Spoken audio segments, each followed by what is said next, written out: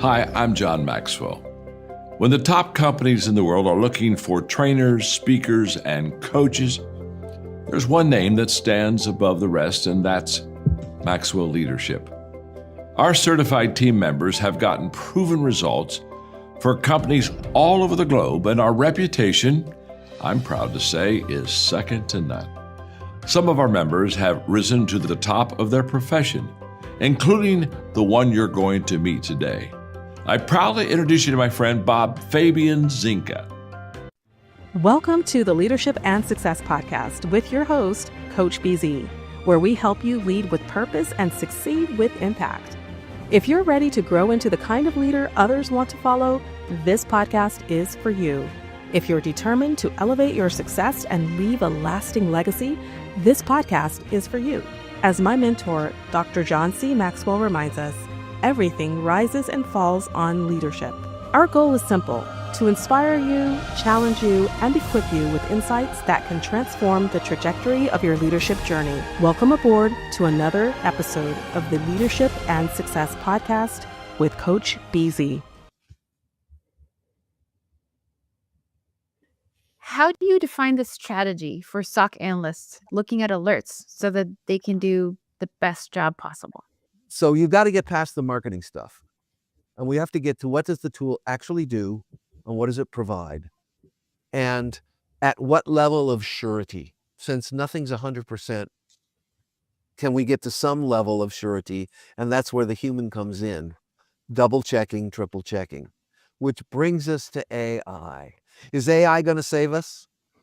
At least not at today's state of the art. There's an error rate built into every AI by the very nature of the way it's trained and the way it's set up. There is an error rate already, but they try to get those error rates quite low. But doing certain things will amplify the error rate or diminish it, depending upon what you do, depending upon how precise your inputs are and other things, and how well trained it is. Or you can get word salad, which we have, by the way, at Resiliant, gotten word salad out of supposedly well-trained models. It's pretty funny. Context. Lots of context. But the point is, it's probabilistic, which means that it has an error rate. Again, we're back to risk. There is an error rate that is determined, that is assured.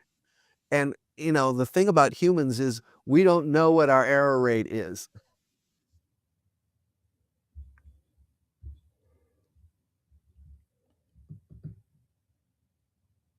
All right, welcome to another episode of the Leadership and Success Podcast. We have a very special guest for you. Before we get started, as is our tradition, we're going to start with our moment of gratitude. This is where we take just a short moment to be grateful for something every single time we meet. So if you would maybe close your eyes, take a deep breath, and put yourself in your happy place. And right there, what are you grateful for? I think today I am grateful to be an American. I'm grateful to live in a country. We call it the home of the brave, right? The home of the free. But I also understand that freedom is not free.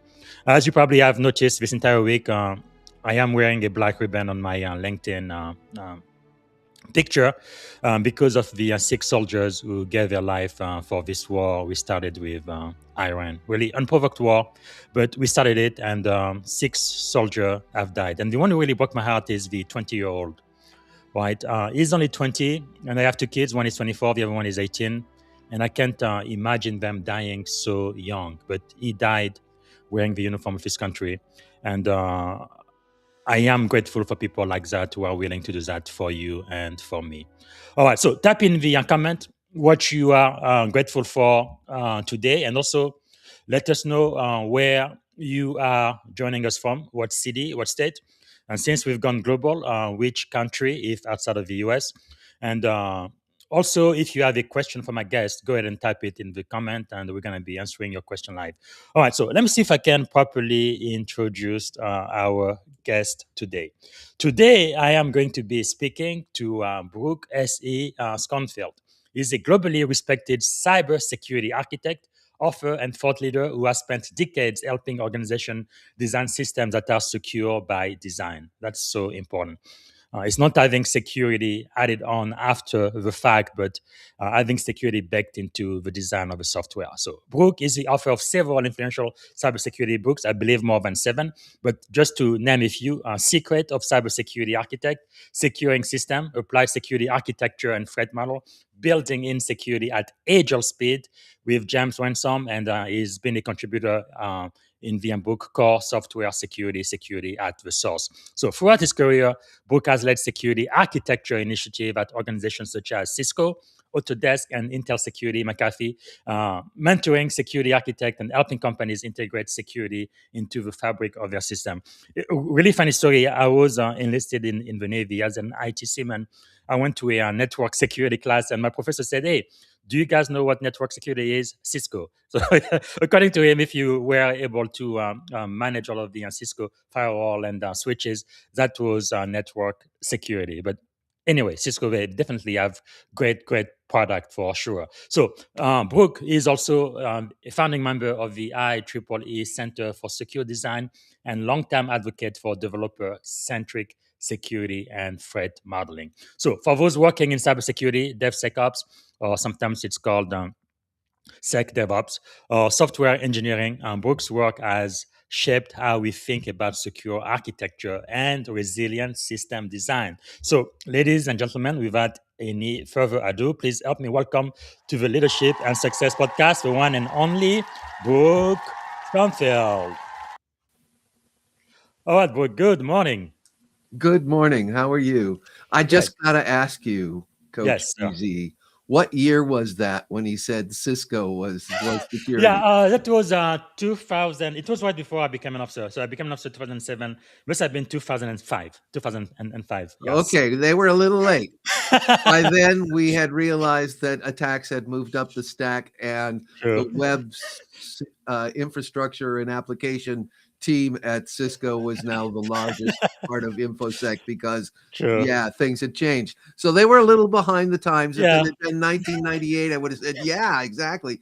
When I took over that team as the technical leader, it was the least important team. They actually said to me, you know, we want to keep you. We just did these riffs, and but your current position, yeah, it's not working.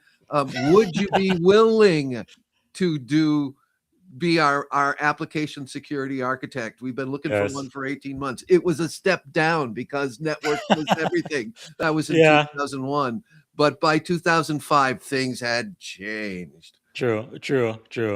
But sometimes it takes a while for the military to kind of catch up. But of course, my professor was extremely biased, so I knew that. So maybe one of the first questions I want to ask you, Brook, is what is one thing you are grateful for today? You know, the people this industry has brought me. I actually will say this to my spouse time to time. Oh my God, the incredible humans I have been gifted to interact with. Brilliant, incisive, thoughtful, caring, deep. I can't believe I'm so lucky to know the people that I know in this industry. And believe me, when I got to Cisco, I was like, I don't know if I can deal with these people. But the people this industry has brought me. There are a lot of, of course, there are some very not nice people and divas, of course. But the people that I have met have been, by and large, really driven by care and depth, which, by the way, gets to leadership right there. Yes. But I am deeply grateful for my circle of friends and network that have come to me. I am enriched every day. That is really powerful. So our first comment from the audience, we have Chevy. I have interviewed her, so make sure to watch the interview from Mobile, Alabama. I used to live in Tuscaloosa. So happy Sunday and International Women's Day. And I do have a tribute for International Women's Day toward the end of the show. And she said she's grateful for family and spending time with some amazing women yesterday, joining from Alabama. Thank you so much, Chevy, for being there with us. So let me ask you this then. What is something about you, Brooks, that most people may not know when they first meet you? Cybersecurity is maybe my 6th or 7th career. Wow, really? Yeah, and And I was really determined when I was a child to be either an archaeologist or a paleontologist. And then I really got into Wow. anthropology when I went to college. I was like, this is it for me. This is Yes. it. Except I couldn't get a job. But I Can was imagine. also really diving into music, which led me to playing for people like Chuck Berry and Bo Diddley. Really? You Yes, did? yes, Wow. and then I got into jazz, and I spent 20 years trying to That's form a jazz crazy. career while doing some other things, but, and teaching and whatnot. Wow. And then I became a professor at Cuesta College Amazing. and Cal Poly. And in there, I was a salesman and accountant for my mother's business, her clothes Wow. business. So I had did a lot of things before I got to high tech. Yes. So Yeah, that's um, amazing. I can't and believe you played for Chuck Berry. My father used to listen to his music. Were you ever recorded on any of his albums? no, no, Wow, that is just that is one of his amazing. bands. Wow, that is quite It's a great something. story, though. He walks Yes. in and he says, "I don't need another guitar player. You can go." And I said, "Okay." And he said, "No, no, wait," because he wanted to hear what happened. We drop into a standard blues, and I Mhm. play exactly the right thing. And he looks at me and he says, "You can stay." Wow, coming from him, that must mean a lot. Do you play any other instrument besides guitar? I play a lot of instruments rather badly. Of course, I can lay down a bass line or whatever, and Wow, um, that's amazing. and, and yes, because in there, I was a substitute teacher at one point for the schools in San Mhm. Luis Obispo area, and because of that, you have to go and you have to get a C scale at least on a trumpet or a trombone or a. Wow, So I can get a sound out of a lot of instruments. Don't you that's really amazing. don't want to see me scratching on a violin, but yes, I can get a sound out of it. Um, Wow, but that's you amazing. work with little kids, right? And yes, I've Yes. conducted orchestras rather badly because I'm sight reading the music, Wow. and that's not that easy for me. Scores. Man, that But is yeah, incredible. Okay, we're gonna have to talk offline because I really love music. It's played such a very important part in my life. I was 7 years old when my father forced me to learn how to play the piano. But it's been one of the best thing I've ever done in life. Because I don't know, I feel like when you are kind of musical, you can even apply it in science, in technology, the way you do math, and everything else. I always fall back to music too. When I go through a hard time, I'm challenged. It soothes you. I mean, it inspires you. It's just part of my life. Period. Like every time there is a milestone in my life, there is like a soundtrack attached to it. I remember exactly what I was listening to during 9/11 and when this COVID thing came to California and all of those things. So it's incredible. All right, so let's get back to you. So let's start at the very beginning. What drew you into cybersecurity? You always told us you had like 6, 7 career before you ended up into what I believe you were born for. But what drew you into cybersecurity and software security architecture? yeah, that's a great question. So it's a bit of an accident, but the draw in is different than the accident, right? Mm, So I was a chief designer at a software house. I had been director of software not of software development there, and I was a technical leader hmm. there, leading a bunch of projects and whatnot, and a chief designer along with another guy, brilliant guy, Stephen Wow. Malinowski, really fabulous, dear friend, and we were kind of the chief designers, if you will, Mhm. and because I wrote TCP/IP stacks at that Wow. time, yes, I did indeed, and helped with our real-time operating system. Worked with So Steve. was all of this just self learned? Well, yeah, I mean, of course, I had some university training to start out, but then I just Wow. boogied down, Incredible. right? And it grew over time. And the Yes. thing is, I'm really am kind of an engineer in the sense that I don't like just working on something. I got to know how it works. So Hmm. that led me down to very low level debugging and understanding, the deep Wow. computer science of the CPU and how it talks to the Hmm. memory and what the registers do and all of Yes. the really deep stuff. Okay, so Wow. So I'm a chief designer there, and one of the two, and I write TCP/IP stacks, and my boss comes and says, "We got to stop paying this kid to come in. It's very expensive. Could you change the access controls on our Cisco router?" And I said, Wow. I bet I could do that. First thing I did was crash it, of course. Yes. But I learned, Uh, figured it out. And this is, by the way, before really just the beginning of the web. wow. So this is 1998, 99, something in there, right? Mhm. This is before the web had really taken off the way we Yes. think of it today. It was there, but I'm a internet native. I was Mhm. participating in the internet before the web. So Yes. at any rate, I'm like, sure, I can do this. And I started noticing there were some weird traffic. Mm. So I said, I got to find out what this is. What is this? So that took me down the rabbit hole to figure out the traffic. And then we had, it was my second incident, by the way, Mhm. cyber incident. I'd had one much before where I cleaned up a worm. So that's a Wow. different story. But I wasn't into it. It was just something I had to do. But we had an incident. They said one thing led to another. Would you Mhm. now that you know how to do the network, can you put us on DMZ? Can you bring up a VPN? I'm Yes. Yes. sure. I can figure that out. Right. And so it was a slow burn, if you will. But then Wow. I So started you become noticing a crazy system traffic, engineer. and I couldn't figure out why we were losing disk space. And it turned out Mm. to be a child pornography with the Wow. FBI, the whole bad stuff, Man. really major. And then So I you was you you sucked in. you got the FBI involved? I had to. Yes. Yes. I had to let them know there was this horrible stuff on our machine that had to Wow. be right. If there's one thing that I am really against, it's Yes. abusing children. Absolutely. Boom. Let's not go down that rat hole, but still, Yes. that really pushed on my own personal integrity and morality really hard. Mhm. I had a young daughter at that time, right? Wow. So, there are some things that are non-negotiable, period. Absolutely. And so, we cleaned it up, and I said, I got to learn about this.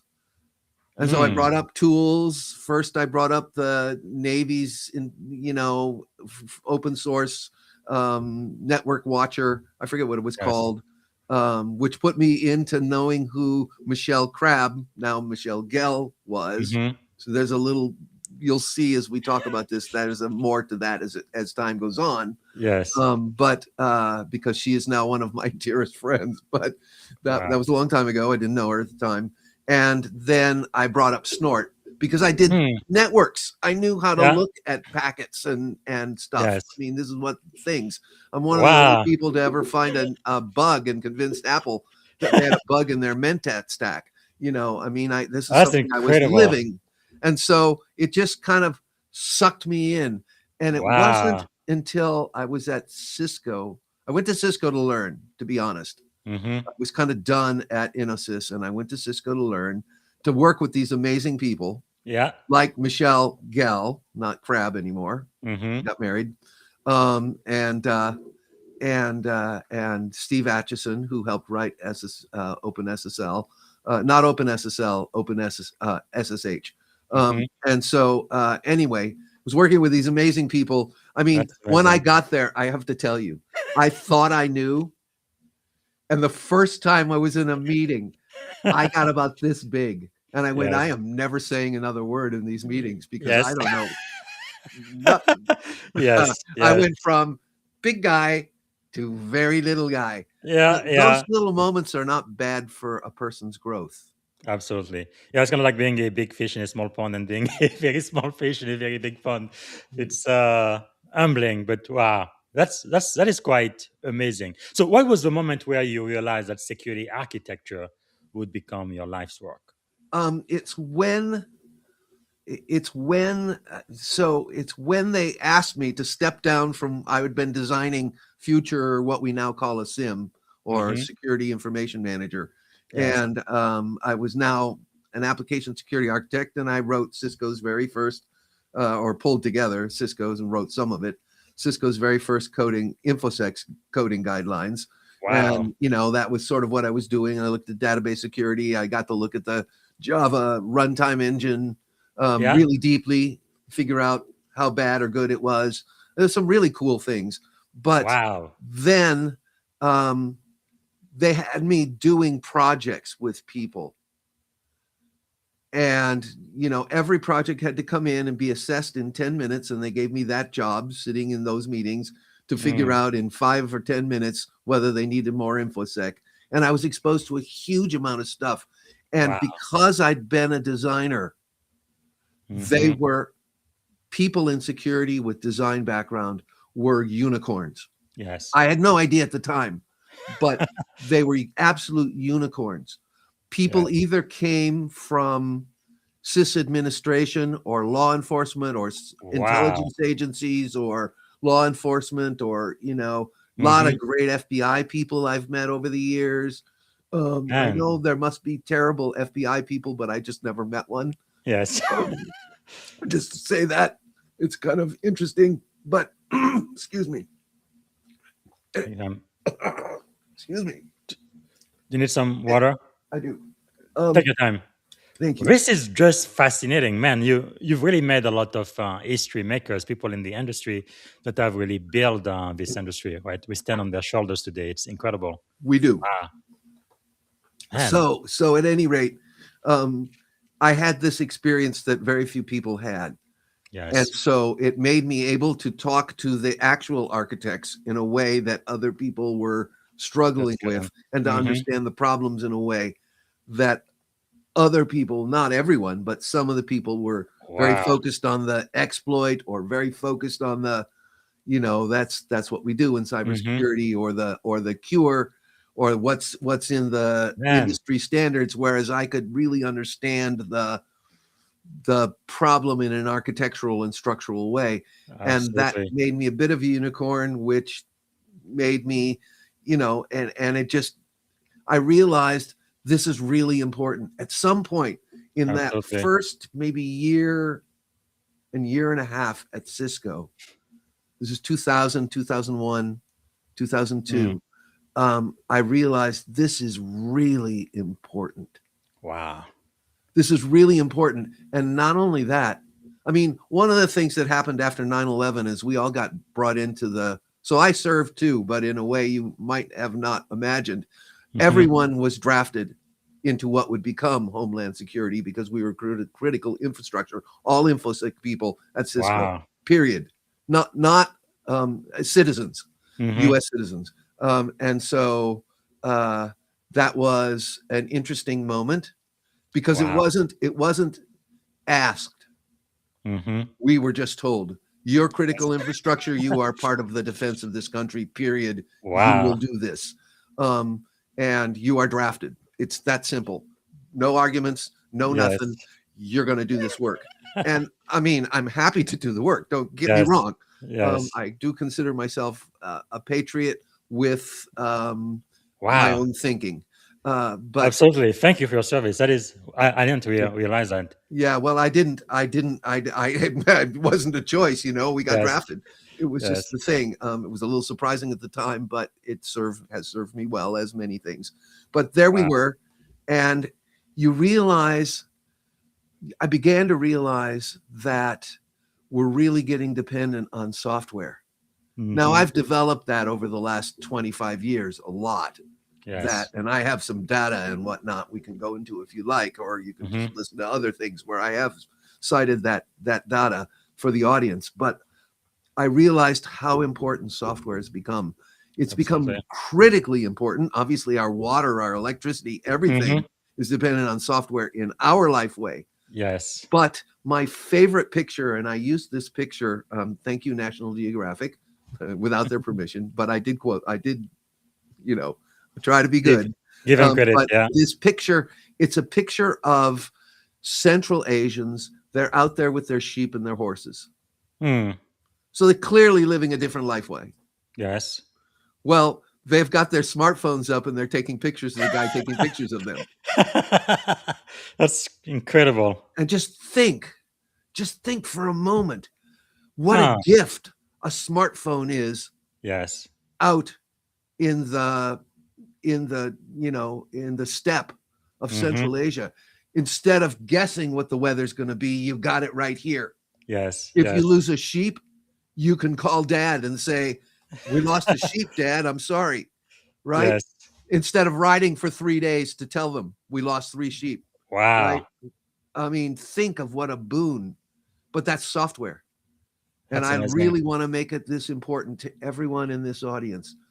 Human beings, not all human beings, there's still about 1 billion of us, más o menos, Yes. who are living different life ways and are not dependent. But the rest of us, 7 Mm-hmm. billion approximately, are really dependent on software every single day.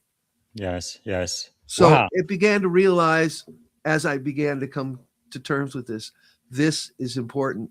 And this might be a place where I can just shift even the littlest bit Yes. to make the world a better place, because I'm really driven by that. Absolutely. Just a wee bit. I mean, I've spent a lot of time in my life doing various different things to make the world a better place, including playing music.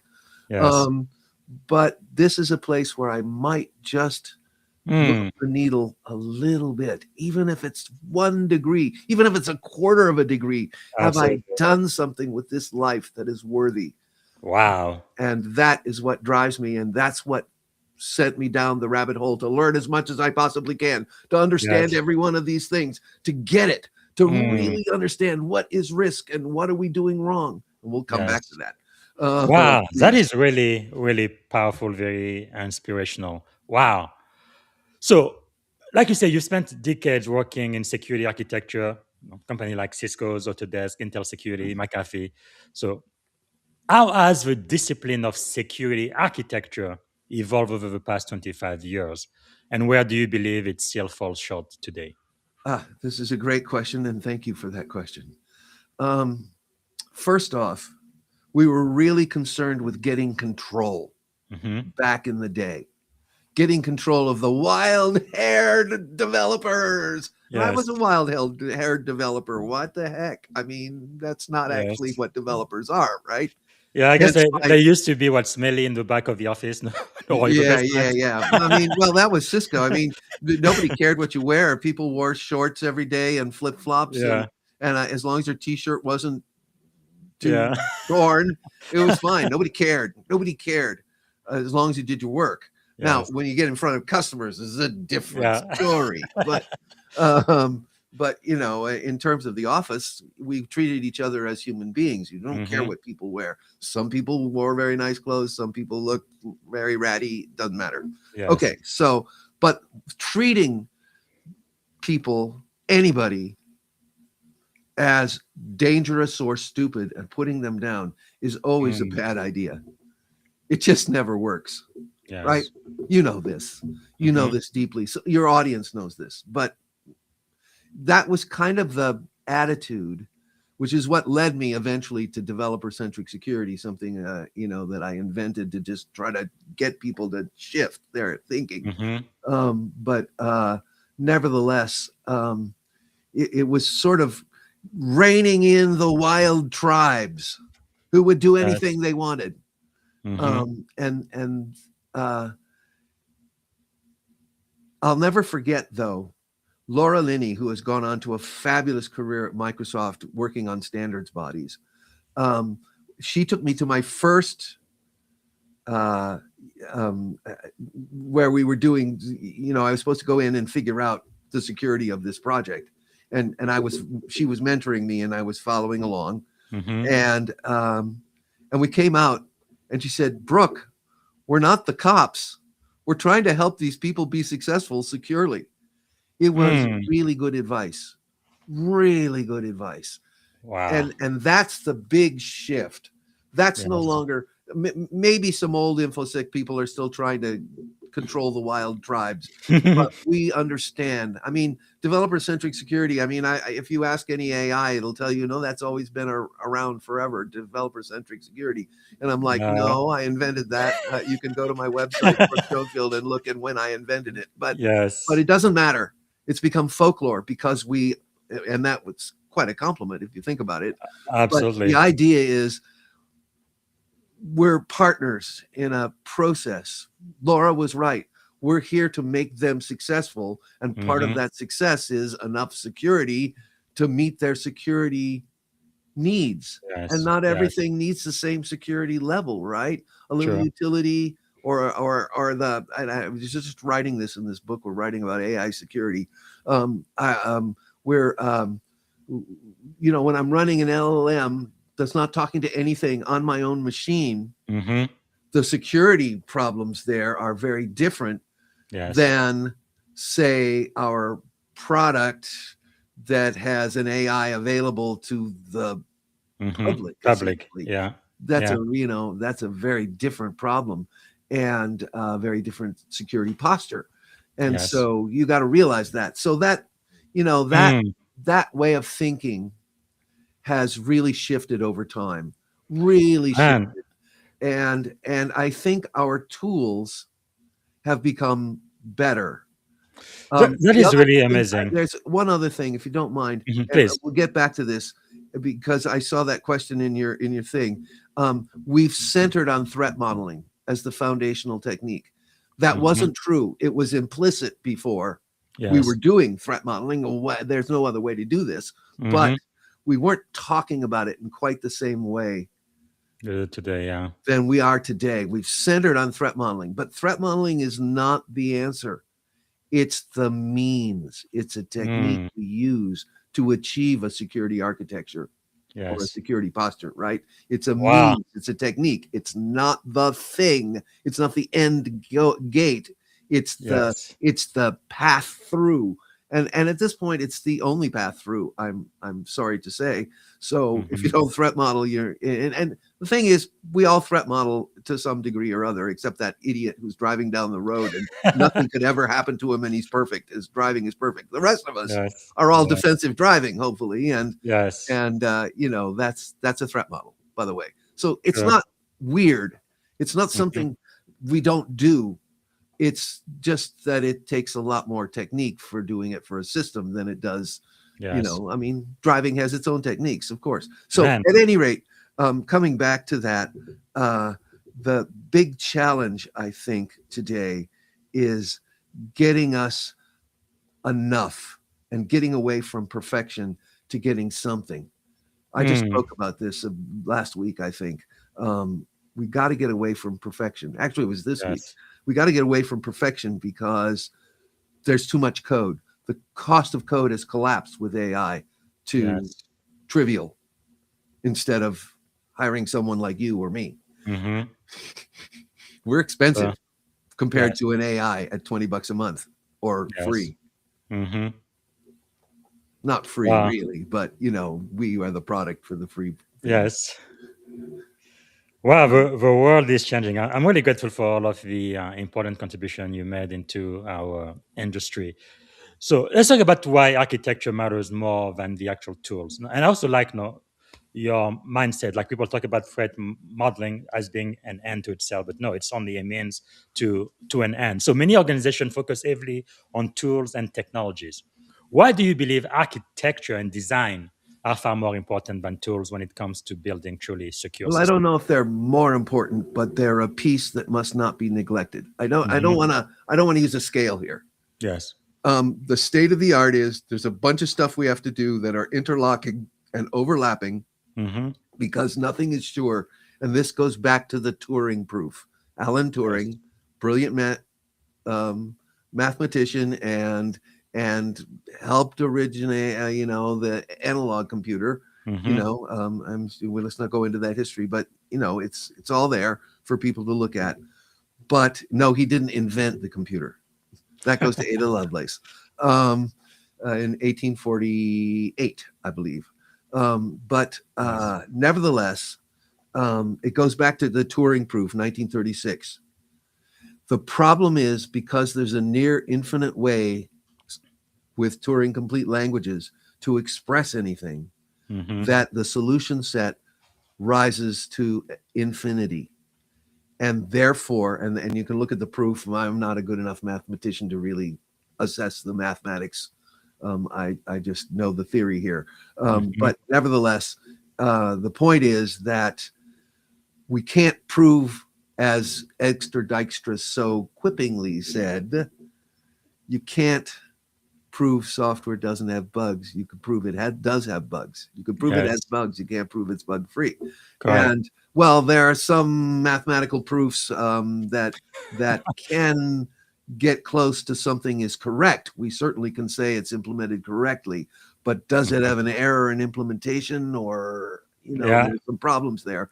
So anyway, we're left with this, put it together in pieces across Mhm. the scale. If you don't start and think about your structures, Mm. you're going to end up reworking stuff at the end. So Sure. classic mistake over and over and over, and it's still true. I still Mm. hear people say this. And I mean, we work with a lot of companies, and people say, well, it's not done. We don't want to do the threat model now. Wrong. Yeah, yeah, The yeah. point is, you start the threat model as you start to ideate and think about it, Yes. because you got a plan for putting this stuff in, and it's Mm. hard to put in. Some of the things are easy, some of the things are hard, some things have tools, some things don't. Yes. So think about, this is a classic misunderstanding in the old days, was security is non-functional. Wrong. If you're a bank, believe me, authentication and authorization are really functional. Everybody expects to only look at their account, and only authorized people will look when they want to help them at their account, Yes. right? Yes. And so those are functions. Those are features you have to have, or you're not a bank. Boom. End Mhm. of story. So, those are security things. They're security controls. Yes. Okay. Yes. So some security is functional, some security is not. And in order to get those features, those security features, those security behaviors, is the way I Mm. used to think about it. But my friend Isar Tarandash, who, by the way, you should have on your show, um, Yeah. likes to think about it as values. If a Mm. system values privacy, if a Yes. system values integrity and Mhm. values confidentiality, Yeah. then it will, by its nature, do the right thing. This is a brilliant shift, I think, in our Mm. thinking, by the way, and I credit Isar with it, not mine.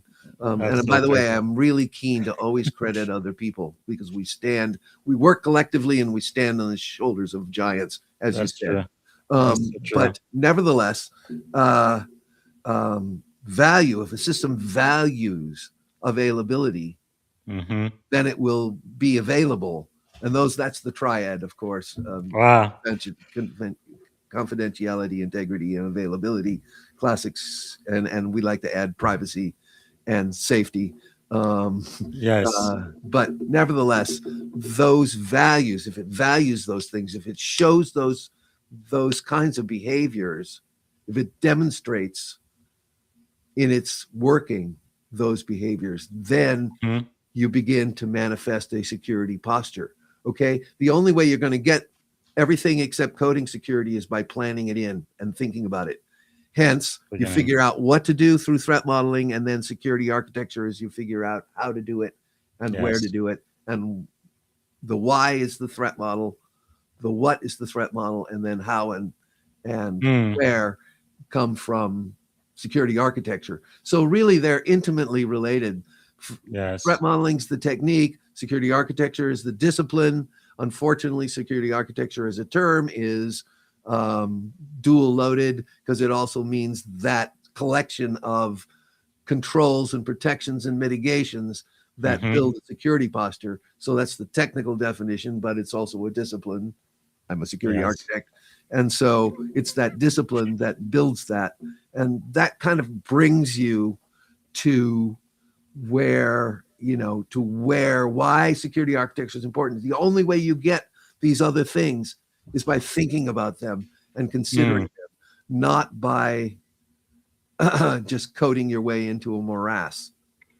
Yeah, thank you so much for sharing that, and I think that is so critical. So one of your core philosophy is developer centric security, which you mentioned earlier. What does a healthy relationship between the developers and the security teams kind of look like? And by the way, a couple of my programs have achieved what I'm going to say. So this is Mhm. not aspirational. And Yes. it doesn't mean we agree about everything, but when you're a team and you're all trying to achieve the business goals Mm-hmm. that the software is intended to deliver, you get this wonderful synergy and collectivity.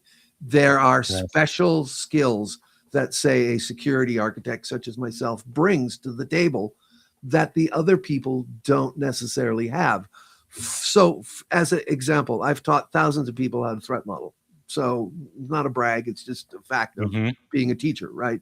Yes. And lots of people have gone through my classes over time. So, eventually you get a sense where people struggle, where anybody can learn to threat model, or almost anybody. Shouldn't say 100%, but most people, Yes. because we get it. It's not that hard to get at some base level. But the problem is, a security architect or someone who's really good at threat modeling will have the range of all the things to think about, Mm-hmm. all the different threats that are applicable to this kind of architecture and this kind of system, these kinds of inputs. It's very specialized, that piece of information. And yeah, a Yes. lot of us carry it around in our heads, but there aren't a great number of tools. I'm going to get to some tools. There are some tools now, but there weren't for years. So we carry it around in our heads and we look at an architecture and we go, yeah, you got this kind of an input. That's this kind of an attack. So, Yes. how exposed is that? And you do this little calculus in your head. Mm-hmm. Okay. Problem here is people know a couple of things, and the same 4 things have been remarkably stable over the last 20 some years. Mm. And that's what they think of and nothing else. So Yes. that's what the specialist brings is, no, we got to think about these other things too. Yes. Right. Can you list those 4 things that you've Yeah, noticed? oh, absolutely. It will be coding security, Yeah. or the tools that we use to find coding mistakes, secure coding mistakes. That's one. Number 2, encryption, usually in transit, Yeah. sometimes at rest, but usually in transit, like HTTPS, that is the secure part of HTTP. And toward the end of the show, I want to ask you about quantum computing and encryption. Yeah, But let's come back continue. to that, because that's gonna and it's coming fast, Yeah. faster than we thought. And then let me derail here. Authentication and authorization. Mm-hmm. These have been remarkably stable over Yes. my entire security architecture career since 2001, 2000, straight ahead. Yes. And I'm like, wow, some things, or protecting secrets. That's Mm-hmm. another thing people will think about or do badly. Yeah, it's funny. Can I just tell all the coders in the world, all of you coders, no, Yes. your code will not protect your secrets. I'm sorry. Yes. It's really trivial to find them today with tools like Frida. No, Yes. don't do it. Just Yes, don't indeed. do it. Yeah. Yeah, I've just a few months ago, I found another system with the secrets in the code. Yes. Guys, don't Yes. do that. Yes. Looks like it should So- be best practice by now, but I guess people don't. Well, it don't, is. It's been best practice. Yeah. It's the same thing Yeah. we wrote in those first coding guidelines 25 years ago. But okay, let's talk about this. Why do people don't do what they know they should do? Well, Especially, I think they don't know that they should do. I think there's a lot of not understanding, and I think it comes to the numbers of programmers. Okay. yeah, First off, Evans data estimates there's about 27 to 30 million professional programmers on planet Earth. How many of them work with a solid AppSec team, like at Cisco or whatever? yeah. I'm going to take a wild guess, and this is based on some back of the napkin thinking. So it's got to be no more than 5 million, and probably more like 2 or 3 million who work at like the Ciscos and the SAPs and the Oracles, and those have very long running. The Microsofts, they have really long. I was gonna say about 10%, so 3.5. Yeah, something like that. And it doesn't matter whether the number is 2 million or 5 million. It just doesn't matter. And it doesn't matter whether the number is 25 million or 35 million. There's tens of millions of programmers who Yeah. are not working with an AppSec. So they only know what they've sort of gleaned from the headlines and the this and that. I'm going to assume the goodness of most of those people because I haven't met a developer in 15 years who looked at me and said, security, that's somebody else's problem. By now, we all know it's got to be in the code. But what to do Yes. and how to do it, that is unfortunately not so widespread. So I'm just gonna opine that there's millions, and I don't care the number, millions, probably tens of millions of programmers here doing the best they can and don't know what to do. Yes. And so they So make the same bloody mistakes over and over again. I normally ask this question toward the end, but let me ask you now. If you had the ear of every software developer in America, right, for the next 60 seconds, what would you tell them to do first thing tomorrow morning? Go ask an AI, what are the 10 most, because every public AI, every Yes. foundational model can spit this out in seconds and tell Yes. you, don't do this, don't do this, do this, do this, do this.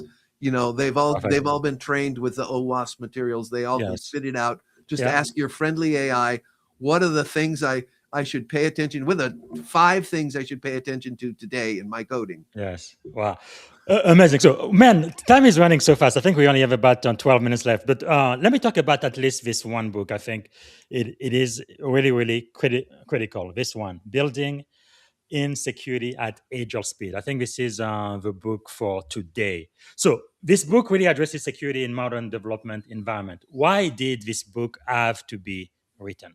Well, we'd written it with Anmal Misra, core software security, and we realized it was long in tooth. We were just developing and just putting into play the first agile security development lifecycle while we were writing that book. Okay, and my chapter, which is about 30,000 words, chapter 9 in there, tries to explain that. Yes. But we needed to update it. And James came to me and said, we got to update because now we've had all these years of practicum. We know how this stuff works. You did all that research at Intel. You know how other SDLs don't work. You know, let's write the book. Let's really write the book. And, when James comes to me, I follow him into the pits of hell, basically. He comes to me and asks me to do something. I'm like, yes, boss, absolutely, 100%. Yes. I'll go. So he wrote all that because James is, in my opinion, the guru of working in organization for the betterment of cybersecurity. He's just unbelievable. By the way, he was in naval intelligence, so don't hide anything from James because he'll get it out of you anyway. Yes. He was an interrogator, not the the old-fashioned ones who make a relationship and get you to spill your beans. Yes. And so James is, you don't hide things from James. You got to be worked transparently. That's the thing. So James came to me. He said, yeah, probably too much information about James, but I think the world of him. He's definitely invited on the show for sure. Yes, you should, because James is, and he's a raconteur, and he just is so articulate, but he can work in organizations. So he wrote all the management stuff, and I wrote all the technical stuff, and then we read each other's stuff and worked it back and forth. Then you go through copy editing. That's how you do a book and stuff. But so it all kind of goes together. But we decided to write everything we knew up to that point into this book and pour it in there. So there are long sections where we take a little bit of core software security. We said this before, but actually this is what we should have said, and this is how it really works. So there are actually long things, or where we really core software security got it right. We just plugged it in and said that's why we could turn the book out in like about 15 months. Is because we did use a lot of core software security because of this. Right, it's correct. But we really wanted to update it, it, and bring it into the modern world, so that because there are places where people work waterfall, and we always show our security development life cycles or our life cycles as a flat linear progression. And for any piece of code, it is kind of that way. But Agile is the way the world works today. True. That's just because it's so much better.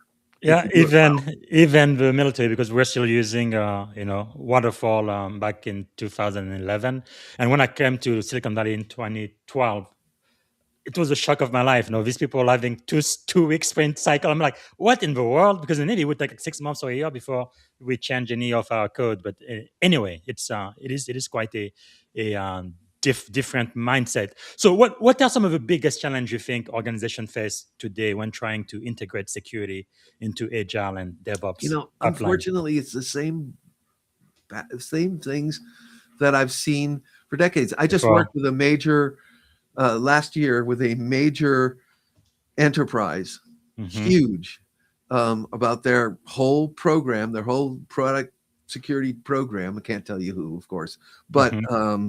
but nevertheless, they were experiencing some of the same junk we had back at Cisco, where developers are overwhelmed, they don't Hmm. trust the tools, there's too much control and too little creativity and too much sharing and too little Yes. sharing and too much you got to do it this way and it's the only way and if you're having a problem, too bad for you. um Mm. that person was asked to leave, who was leading that. I don't care if you have a problem, this is security. That's so Yeah. old mindset, just trust Yes. me. Again, developer centric. We got to realize that we're working with creative people doing Hmm. creative work, and that it doesn't always go the way to plan. No plan survives first contact. You should be Sure. very familiar with that, Yeah. BZ. Hmm. And this is watery and it's dynamic and it's Yes. plastic, and you gotta work with that sense of unsureness and be ready for it and be willing to enter into it. And Yes. so we revamped their entire product security thing for them, so that they could meet their goals and they could pull in they had lots of disparate Hmm. companies. They'd acquired a lot of companies and they were still working the old way that they worked, and they didn't account for that. They had one true method and it wasn't going to work for people as different as writing firmware versus web, CI/CD, that is continuous integration, continuous development, continuous Yes. integration, and where you're updating code constantly. These things are very different in form, and so they weren't really accounting for that. So, you Mm. know, the same kind of problem. So they had a lot of friction. Yes. They have Yes. a huge amount of friction. The moment you have friction between development, engineering, and security, Security. Yeah. you've lost the battle. It's over. You're done. Sure. You ought to go home. So, for the people listening, then, what practical steps can teams take tomorrow to improve? You think? That's very important. First, go listen. So I'm going to tell a story, and unfortunately, I'm known for telling stories because No, I that's do good. things I like. But I'm going to tell a story. When I got to McAfee, the past administration, and I'm not going to call these people out by name. Hmm. You'd have to do your research. No, I never do Yes. that. But they had gone around and told people you have to threat model, and people said, "Okay, teach us how." And they said, Hmm. "No, only us security architects. It's too sensitive and secret." And What? so the developers all went, okay, that's security full of nonsense. And they said, Hmm. you've got to run the static analyzer, and I want you to use, look for everything. So one team had 76,000 findings Wow. in their queue. Guess how many they fixed? Zero. Right. I mean, once you get to an overwhelm of 2,000, you're done. You're Yeah. like, I'm not going to Yeah. do anything with this. I'm done. I can't deal with this because Hmm. I have to get features out the door. It was a Yes. mess. So what did I do? And this is what you can do tomorrow. If you're experiencing any of these problems, go listen to the problems Mm. of the developers, get their view, and start incorporating their view. It may be incorrect. Yeah. Mhm. Don't argue. Just listen. That Yes. is the thing I do when I take on a new company. Not Mm. kind of not where I'm doing right now, but if I were to lead a new Before. company, and I did it Mhm. certainly at McAfee, at Intel, all these different companies I've been at, I go Yes. and I really listen to the developers. I Mhm. really listen to the managers, to the directors who have whole groups and what do Yes. they think is important. For one thing, I got to find out who's with me and who's not, Mm. because I got to work around the people who are not, Yes. and I got to work with the people who are with me, and Mm. use them at every level.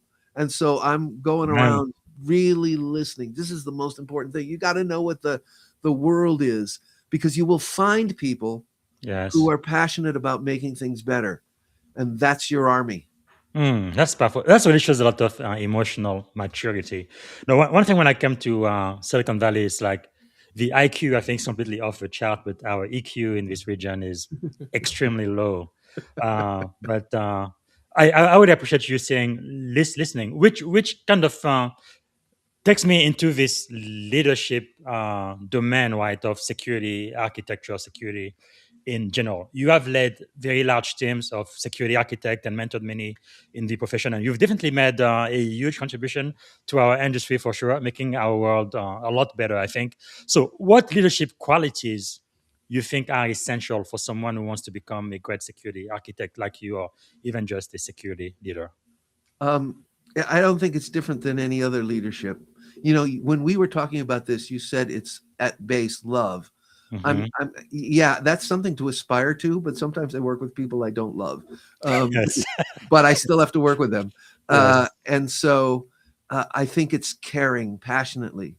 Mm. I'm gonna go something a little lower and say I aspire to love, and Yes. sometimes I reach that, and I love that about you. Yes. But I'm gonna go with the more practical, caring passionately, but not Yes. just about the result. Hmm. Yes, you have to care about results, but you also have to care about each team member and Mm. the team and how the team functions. When Yes. I was lucky enough to have great managers, people like Michelle Koblis and Yeah. Nazreen Razai. Um, I who's mean, Michelle Koblas was my VP when I was at Truventus, by the way, one of my right, mentors. and I love Michelle Awesome. deeply. She is a very, very close. Remember what I said is Yeah. grateful. I'm Yeah. grateful for Michelle's friendship. What a She small is world. fabulous. Right. So anyway, not to name check my dear Yes. friends, but nevertheless, they supported me Yes. deeply when I said, first, we're going to build the team and there will be mistakes. I will try to Mm. prevent anything catastrophic from happening, Yes. but there will be mistakes because I'm going to Mm. focus on the team. And they said, go, Brook, go. We trust you. Wow. And that, focusing on the team and how it functions, Hmm. and trying to get some work out the door, absolutely, Yes. knowing there's going to be mistakes. So, it's a great little story. Vinay Bansal, who is also a dear friend, a co-inventor of Just Good Enough Risk Rating, the original version, brilliant, gone on to an incredible career. He came onto my team and he was telling Nazreen all the time, hey, this Brook guy, he never makes decisions. He doesn't know how to lead. He's Indian subcontinent, a little more hierarchical in his impression. Mhm. He complained all the time. He didn't know that I was purposely empowering the team and watching for the Yes. bad things to try and prevent them, but still letting them make mistakes, letting them go, so I could Mm. build this empowered team. Yes. And he said, I now know you built a Delegate. team that could move mountains. It's one of the highest compliments I have Wow. ever gotten That's anywhere. amazing. And that was the idea. And I looked at him and I said, that was the idea. That was Yes. the idea. But you got to take the time. You got to care. Mm. You got to care about each person. Are they getting a little of what they want? Because when we work at a job, of course, we do a Yes. lot of things we don't want to do. That's why Hmm. we get paid. But but nevertheless, you got to make sure everyone is getting some of what they want, some Yes. of what excites them, Mm. while working I love it. towards their strengths and working around their limitations, because people Hmm. don't change unless they want to change. So Okay. I think the leader who comes in and says, well, I'm going to give you some feedback and you're going that it Yeah. doesn't really work. I mean, maybe about one thing that you can really shift about the way you're approaching your Hmm. writing, It, you can do that. it doesn't That's scale. easy. Yeah. But it's got to be really specific. You're not going to change people. You got to Yeah. work with who they are. but you're building a team with these different strengths and different this crazy Mm-hmm. quilt of a team made out of individuals Yeah. is fascinating. And if you don't care about that, so you got to care about it all and passionately, I think. And if you Mm. do, the rest will take care of itself. But also, as you said, you got to have some EQ. So there are Yes. some do's and don'ts. You always praise in public, you give feedback in private. Yes. Yes. And Wow. feedback is something you can do, not something you can change. I don't like your energy. If Yeah. you don't like their energy, fire them and get somebody else, because you're never going to get around that. Yes. Wow. I really appreciate you saying that. So technically, we are out of time. Can you give me 5 more minutes before we land this plan? Oh, absolutely. Okay.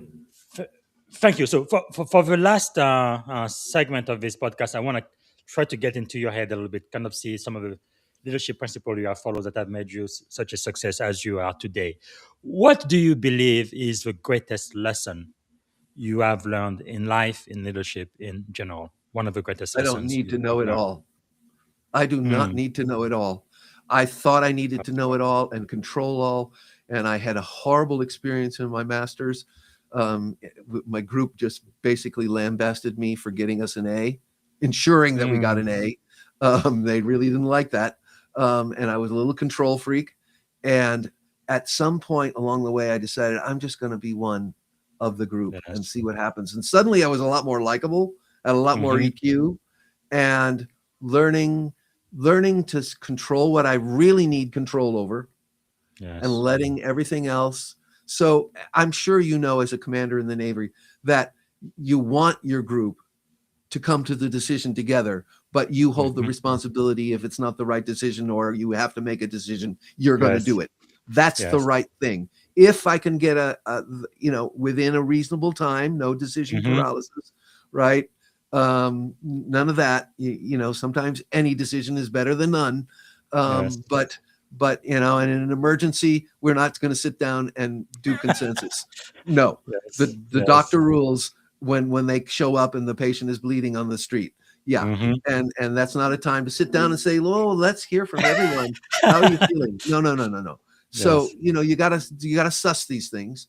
Hmm. But nevertheless, if you can come and if everybody feels like their input is part of things, you build Mm. this incredible strength. So me Yes. learning to step back and be willing to not know and to Hmm. admit I not know has been powerful. The other Wow. thing that I That's did a lot of humility. work around was learning how to listen, really Mm. actively listen. And I have practiced a lot because Yes. I don't do it easily. I'm a little neurodivergent and I want to say what I want to say right now in front of you. Yes. And so I have to work at it. It's hard for me to really listen and understand and Well, hear I what can other tell people. you, my wife is somebody who taught me how to do that for sure. If I was gonna stay married, I needed to learn how to do that. So, yeah, I can either be right or I can be happy. I prefer to be happy. So I've learned. I'm with you. Wow, that's Yeah, powerful. listen and use those listening skills. And if you have trouble listening and you think you're supposed to know it all, there's lots of courses that help you work Hmm. with this stuff. Or maybe you need therapy. I Absolutely. don't know. Actually, there is one I'm reading right now, the 16 Undeniable Laws of Communication by Dr. John C. Maxwell. Great, great, great books. Definitely going to teach you how to Oh, communicate. interesting. Good plug. Yeah. But okay, so let me ask you this. What do you believe is the secret to your success? Because you've done so much work and you've had a lot of uh, really, I think, very critical contribution to the security industry. And because you've written more than 7 books, I think it's 8 now. And everything you are doing, you've worked at great, great companies. What do you attribute your success to? Now I'm going to reveal something that very few people know.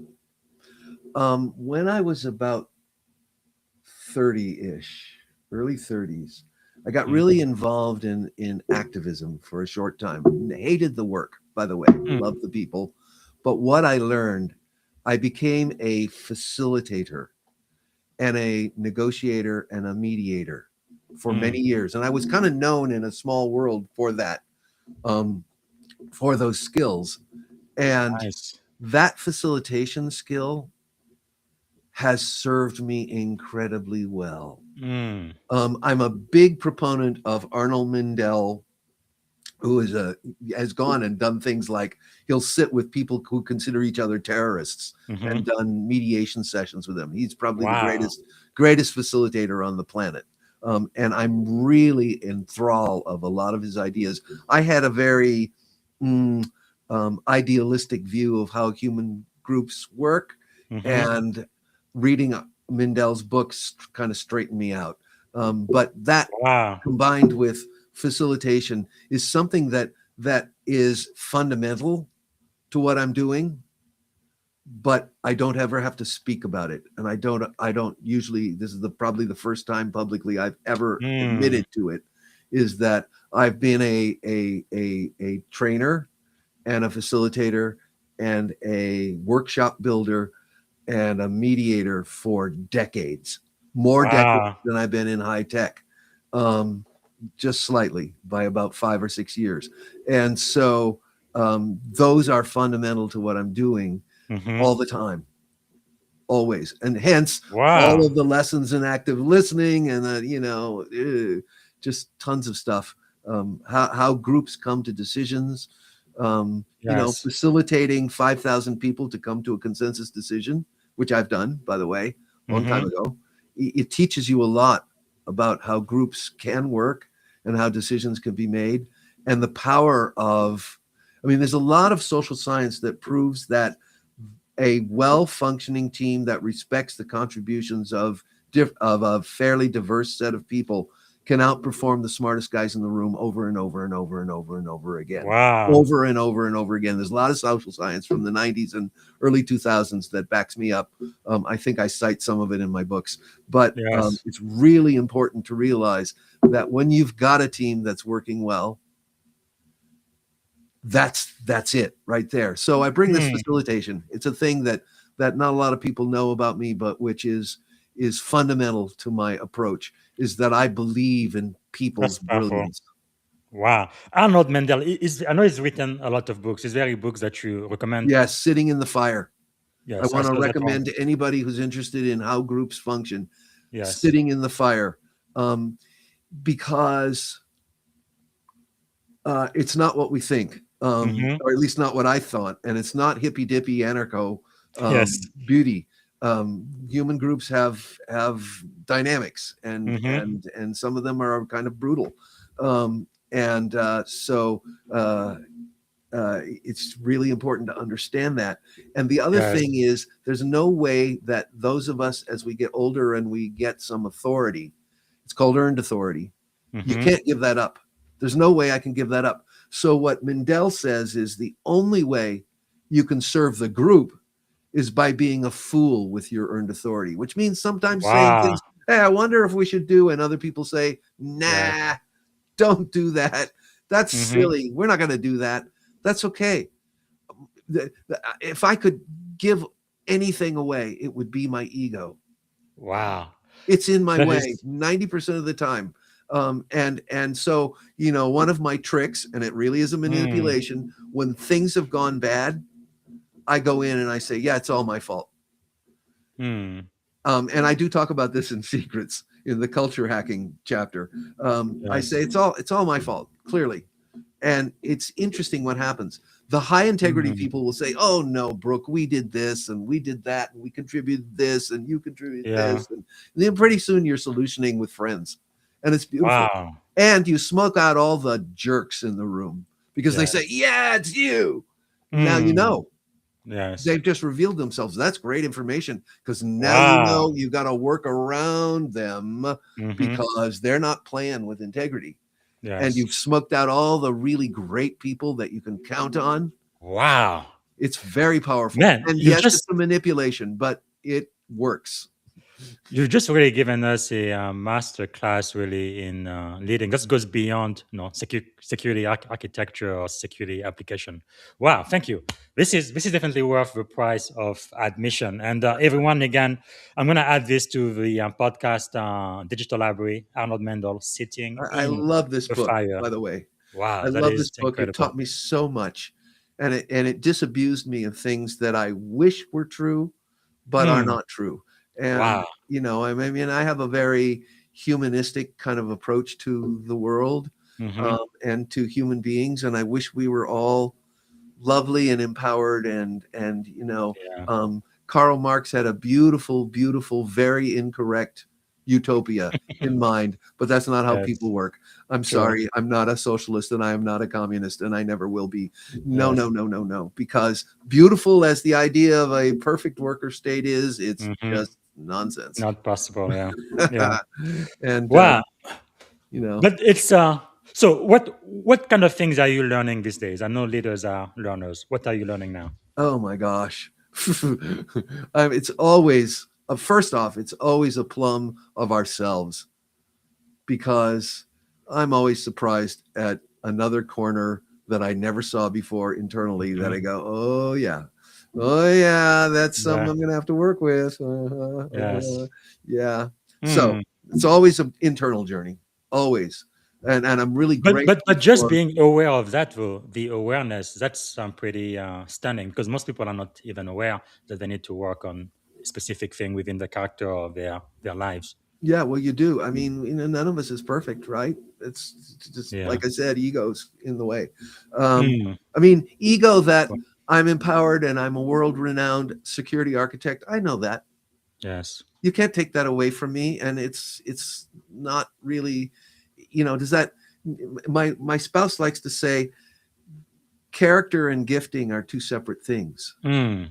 Say And that you've again. got to That's work on your powerful. character, your Yes. gifting, and where you're good, and your success.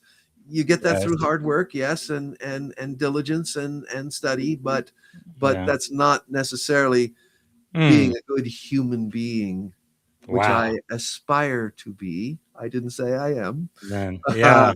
Ask my wife. Uh, but Man, that's really powerful. Huh. but working on yourself. But what am I learning? Um, I'm learning more about how to go into this. Is a really, because I'm doing consulting now. I'm Hmm. learning how to parachute in as a VCSO, and how much influence. I'm used to like building this huge amount of influence, where Yes. at Intel I can go and criticize the SDL and say we got to do this differently, and people listen to me. Hmm. That's a really different kind of Yes. influence than when you come into and you do this, Bob. Hmm. So you go into these companies, they're not going to trust you at all until you show some value, and you got to continue Yes. to show value, and then over time, and you got to work Mhm. around people's stuff Yeah. and everything, and it's Yeah. really complicated. And being a VC, so how much influence do I have? Well, I can suggest, but I'm actually not a business decision maker. Sure. So I give you a strategy. I say, these are your major risks from my Hmm. perspective as I understand the business. But am I Yes. making the decisions on which things to No, Nope. they're going to tell me, this is what we're investing in. Go do this. Make sure the Yes. team is doing this. And, it's a really tricky. Hmm. I wouldn't say I'm struggling all the time. No, no, I can do this. But sometimes I gotta really sit back. Yeah, that's a real growing edge for me. Yeah, you Yes. asked that question. That's a growing edge. Yes. Wow. Okay. Because we are out of time, I'm not gonna ask this, but I wanted to know. Let me just ask you this as we get to a close. If you had one and only one day to live, what would you have liked your final contribution to be? I would, with only one day, I want to go skiing and fly fish in that day, Yeah. because those are two passions of mine, and I want to play a little guitar. But I want to tell the people I love that I love them. And Okay. think about it. The people on flight, was it 11, United 11, going Hmm. down in Pennsylvania, Yeah. the messages they came off out of there were not ones of let's go attack Arab states, or these Yeah. bad guys doing these terrible things. They were messages of love, and I Yes. really, really love you, knowing they were going down. Um, Yes. if I have one day to live, let me put it for me. I'm going to tell the people I love just how much I care for them. Mm. And so I do try on occasion when I remember, because I am full of Yes. myself, to remind my wonderful circle of friends how much I appreciate them, Wow. and my spouse and my daughter and her family and my stepdaughters and their families. You know, Yes. this is really important. My brother-in-law is the treasure of a human being, and I Mm. value him greatly. You know, the people that really matter, It's you tell powerful. them you love them, because who knows? Mm. You know, some fool drinking or taking too much meth, which I live in Montana, that we have a Yeah. lot of drunk drivers and meth addicts, too many, on the roads. They could just Yes. cross over and run into me at 70 miles an hour, and that's it. Mm. Life is fragile. Wow. Thank you so much for sharing that. I appreciate that. Now, being a musician, is there a song that would be your life's theme or anthem? Yeah, it's a song I wrote with my friend Bernie Gilbert, who is probably the most brilliant lyricist I Did, know. did you publish it? Yes. Oh, it's published, and it's on a couple of my albums. Um, Wow. it's on a couple of, I got lots of stuff out there. Um, but Brook and Magic Brook, no, I shouldn't reveal that. I try to keep these lives really Wow. separate. But nevertheless, it's called The Great Blues Sea. And Huh. it's how music, really, it's about the blues, but music in general, um, it can move us. It can Mm. it can heal us, like water, like the sea, Yes. like the waters. And how many religions have used water as a Yes. metaphor for healing and passage and movement. Mm-hmm. Um, not selling any religions here. Whatever your Yes. religion is, please practice it for good and peace. Um, and Yeah. uh, That's quite meaningful. Wow. but I love that song, and it's one of my songs that I never forget and can just pull out at any old time, and that I Mm. had to learn to sing, because trust me, I was really afraid of learning to sing, and I spent a lot of years learning how at least hold an audience. I may not be the greatest singer in the world. In fact, I'm not by a long Wow. stretch of imagination, but I can hold an audience with this song. I was at a party That's some years amazing. ago, and they said, well, you play guitar, you go to the Mm-hmm. mic and sing. And so I belted out this song, and you could just tell people, they went from, oh, this is a professional, because Wow. I am. And it was just a really interesting reaction. I had arrived at a certain level of accomplishment. It was clear, because I Man, that's grabbed them. amazing. And I love that song, The Great Blues Sea. It's on my first solo blues album, The Great Blues Sea. Mm-hmm. And I also did a live version on Love Like a Stream. And as an artist, you just go by Brook, right? I went by Brook.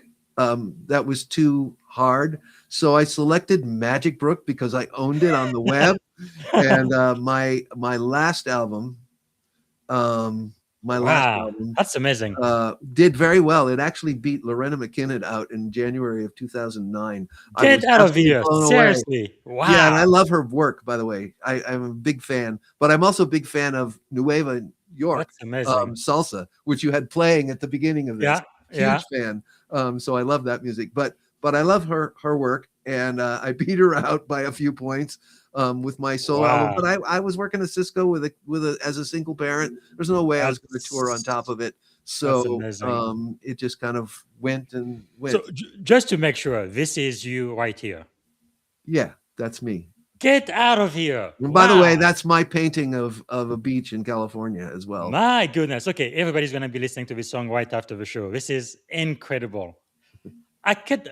You should have said, I want to ask you something about you that most people don't know. You are a published artist, and you actually played with the one and only the legendary, what's his name? Chuck Berry and Chuck Bo Diddley. Berry. I actually played with Chuck Berry in one of his Get bands, out of here, and man. I worked for Bo Diddley for a good year and some. You are so He was, humble. and the difference in these two human beings couldn't be more different. By Wow. the way, So, guys, you Bo got it. Diddley, I'm just going to say, is one of the most wonderful human beings I've ever had the That's pleasure. amazing. So, for the first time in the world, people know about you on the show right here. Yeah, and I've been a That's working the- jazz musician for decades. But this is like a world exclusive announcement. Wow. Okay, everybody's gonna listen to this by the end of the show. The Great Blues Sea by Brook, or Magic Brook, like he likes to be called. That's amazing. Okay, I think we have enough. We can end the show right now. But before we end, I do want to know, what can my audience do to give value back to you? You've given so much to us. Really appreciate that. Well, don't worry about buying my books. I think I get $2.50 a piece. That's not how you get rich writing tech books, by the way. Yes. But if my books, if you find them useful, please, give back to you. Of course, my company, Resiliant. If you're looking to solve software security with a tool, our tool will take care of a great deal for you. It is AI driven.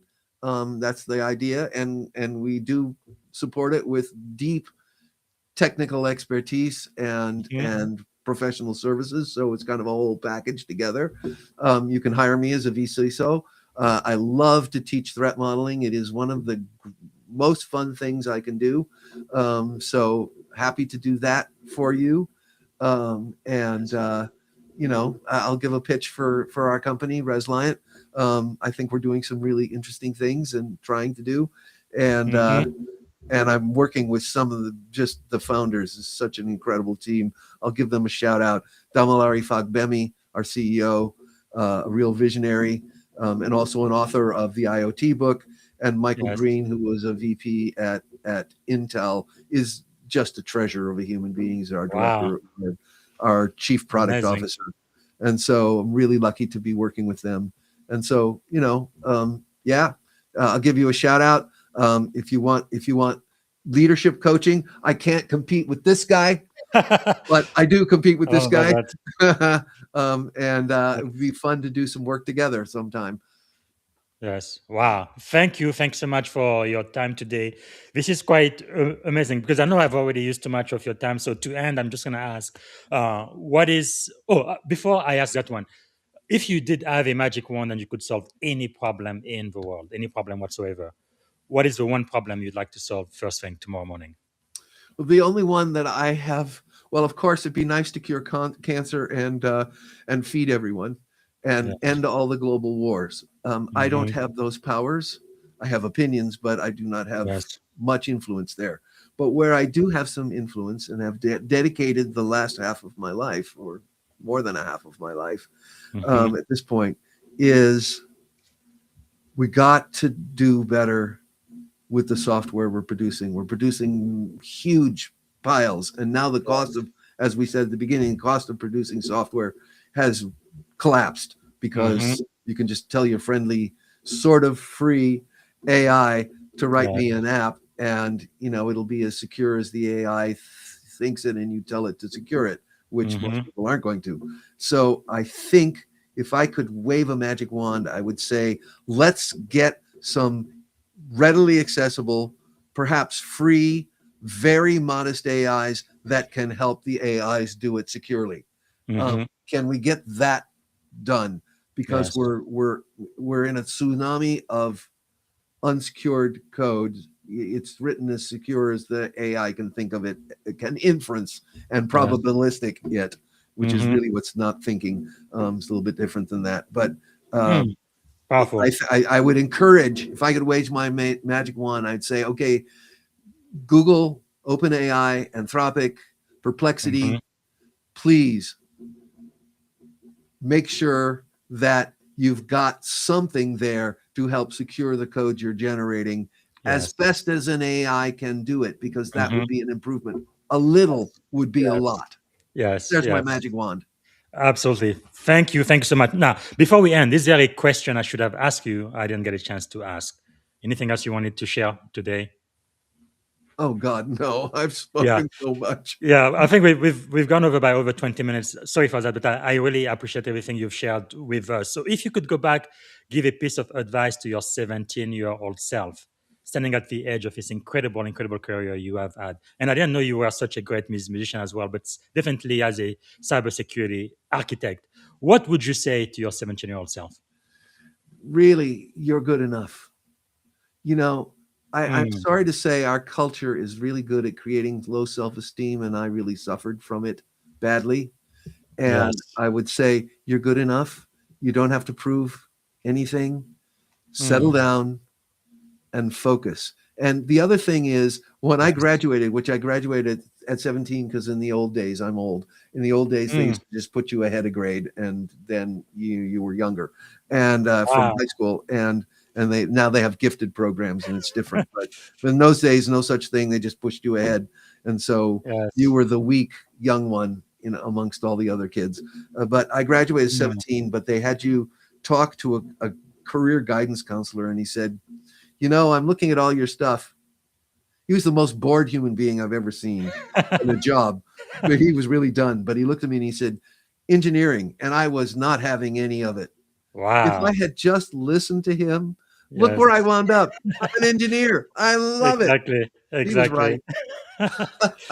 Wow, that is really amazing. And by the way, the reason why I ask 17 is because I graduated high school at 17. I started on college in the US at 17 years old. So that's when I came to this country, I was speaking English and I had those big ideas and big dreams, but I didn't know how to go from A to Z.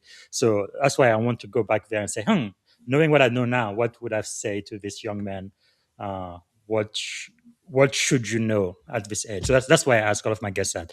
Thank you so much for sharing. This is really powerful. Okay, now the last question is I like to end in a positive, a very high positive note. So, what is something you are feeling optimistic about in 2026 right now? The shift in my industry, it's no Yes. longer,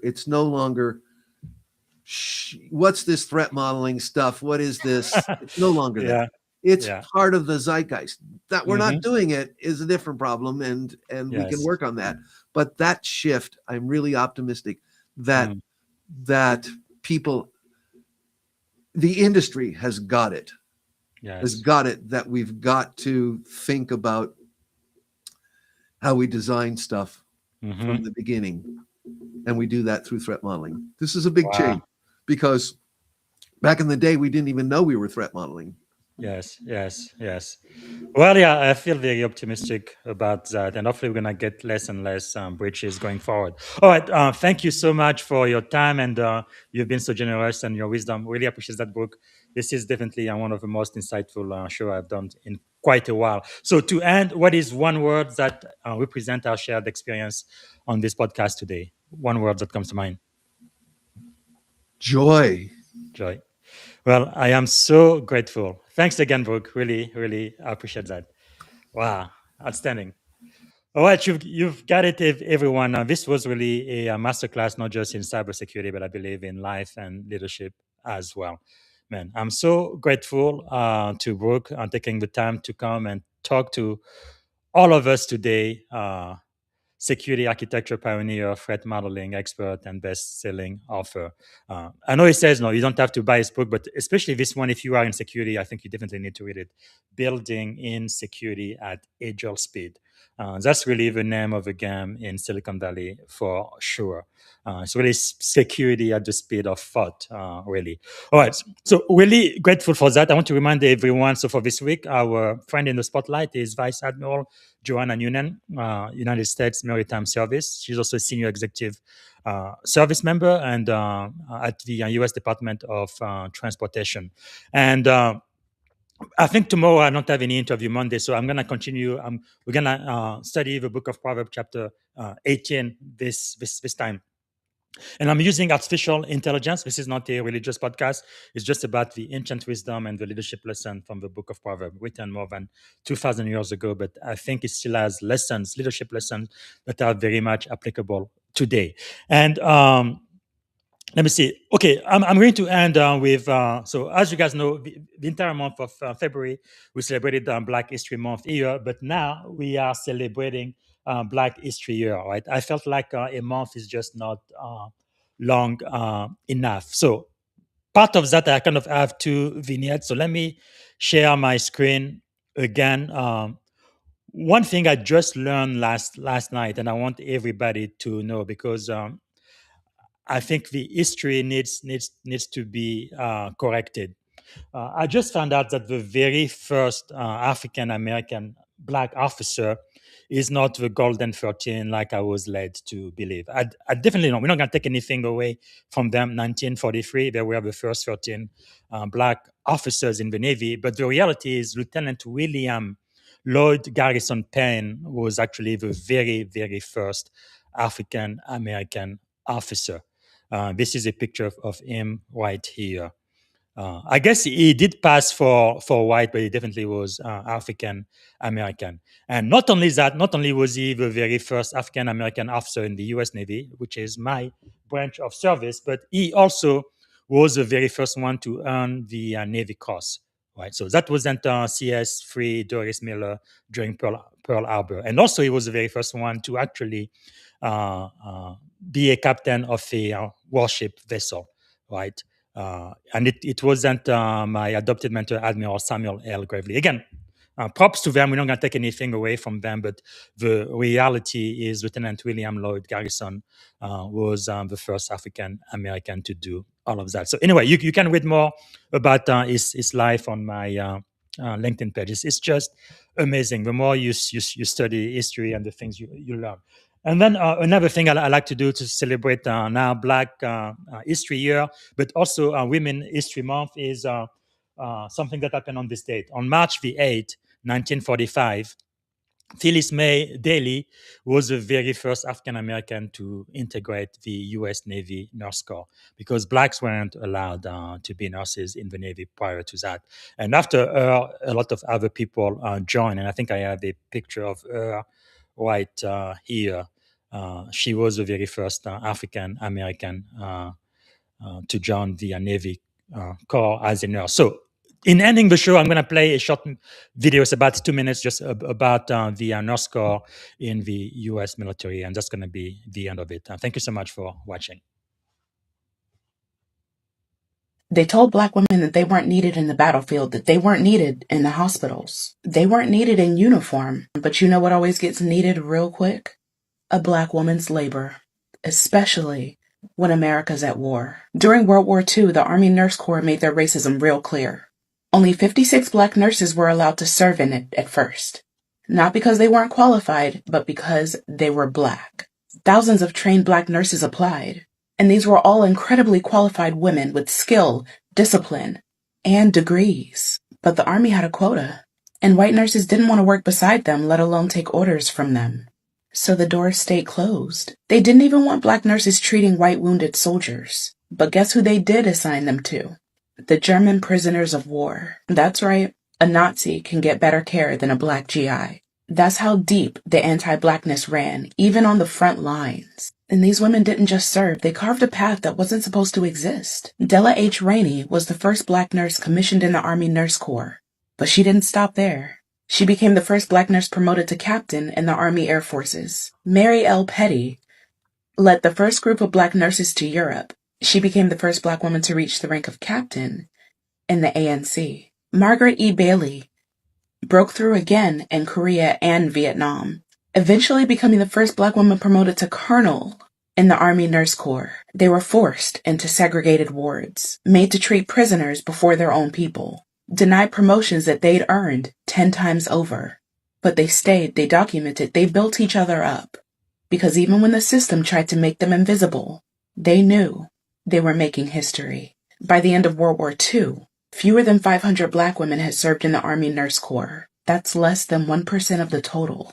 But their presence cracked open a structure that was designed to hold the line on white dominance. They were the first to desegregate parts of the U.S. military, long before Truman signed Executive Order 9981. They were the first to demand that life-saving skill matters more than skin color.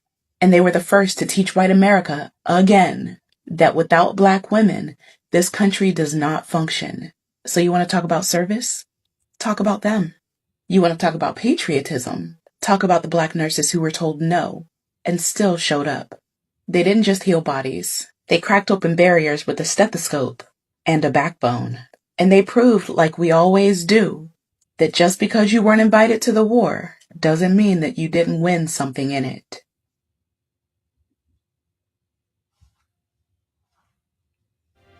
Thank you for tuning in to the Leadership and Success Podcast with your host, Coach BZ. If today's episode added value to your leadership journey, Be sure to subscribe, share, and join us again for more wisdom nuggets on how to lead better and achieve greater success.